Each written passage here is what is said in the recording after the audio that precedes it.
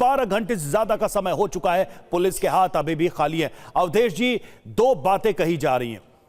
एक बात कही जा रही है कि भाई सेंट्रल फोर्सेस हैं फिर भी हो रहा है, दूसरा तर्क दूसरी तरफ से आ रहा है कि ममता बनर्जी अभी भी आधिकारिक तौर पर पद पर विराजमान है, उन्होंने कोई बैठक नहीं ली, उन्होंने कोई तत्परता इस पर क्यों नहीं दिखाई। एक दूसरे पर आरोप लगाए जा रहे हैं। क्या law and order common problem नहीं है दोनों पक्षों की, या फिर एक दूसरे पर आरोप लगाकर ही आगे बढ़ जाना है?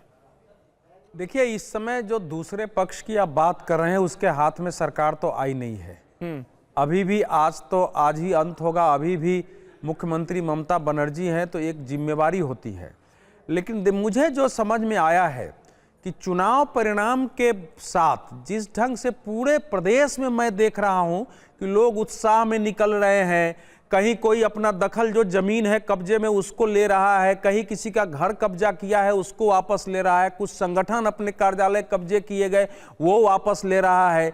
कल हमने देखा कि भारतीय जनता पार्टी के लोगों ने जो इंटक, जो कांग्रेस के ट्रेड यूनियन का कार्यालय था, उसको टीएमसी ने कब्जा किया था, उसको छुड़ाया और इंटक के लोगों को सौंप दिया कि अब आप लोग मुक्त हो। कोई धर्म स्थल मुक्त करा रहा है, गांव गांव में कहीं होली हो रही है। तो ये जो चीजें बनी है उससे, और बाद में ममता बनर्जी जी ने जो स्टैंड लिया है कि मैं हारी नहीं हूं, मेरा 100 सीट चुरा लिया गया है, मैं इस्तीफा नहीं दूंगी, और जिस ढंग से आक्रामक उन्होंने लगाया है, तो उससे जो निहित स्वार्थी तत्व थे जो कि हिंसा की बदौलत, अपने बाहुबल की बदौलत सत्ता का दुरुपयोग करते हुए और पूरे प्रदेश को कानून और व्यवस्था को धत्ता बताते हुए काम कर रहे थे, उन लोगों को लगा है कि भैया ये तो हमारे लिए करो मरो का है, ये तो पूरा अवसर ही हाथ से निकल जाएगा और हम लोगों ने भी जो कुछ किया हुआ है कल हम पर भी आ सकती है, हमारी संपत्ति सीज हो सकती है, हम जेल जा सकते हैं। तो एक ऐसी जगह मारो, एक ऐसे व्यक्ति को टारगेट करके मारो कि वो नीचे तक मैसेज चला जाए, नीचे तक मैसेज जाए, ताकि ये आदमी जहां ममता बनर्जी चुनाव लड़ रही थी उसमें या एक्टिव था या बोलता था, तो इसी को पहले खत्म करो और नीचे तक ये मैसेज चला जाए। तो ये उस ढंग से मेरे को समझ में आई है कि हत्या हुई है।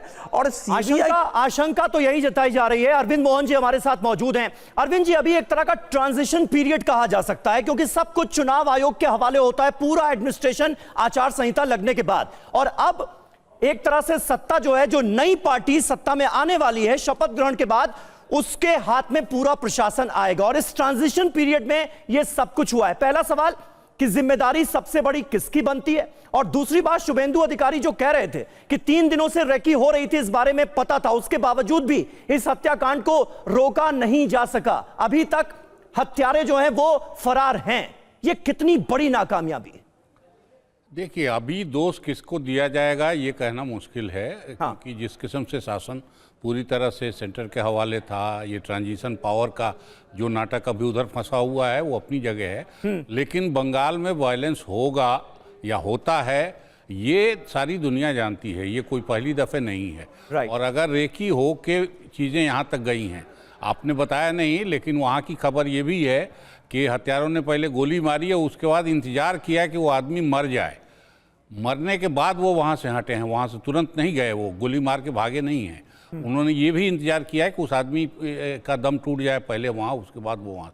तो इतने निश्चिंत भाव से अगर मर्डर हुआ है तो ये मामला बहुत हल्का नहीं है। और ये जो उत्साह में लोग करते हैं या नाराज़गी में करते हैं कि जाके किसी पुराना कब्जा किसी का छुड़ा लिया या किसी दीवार को लाल की जगह हरा कर दिया, हरे की जगह लाल कर दिया, ये मामला उतना नहीं है, ये काफ़ी तैयारी का मामला है। और जो भी पावर स्ट्रक्चर अब तक वहाँ रहा है ये उसमें बदलाव को बताता है और उससे नाराजगी को बताता है। बिल्कुल, और ट्रांजिशन जो है जैसे जैसे ये वक्त बीतेगा और भी समझ में आएगा कि इतना आसान है क्या वाकई में। सत्ता बदल जाएगी, लेकिन क्या स्थितियां बदल पाएंगी, क्योंकि इस हत्याकांड ने यही सवाल खड़ा किया है।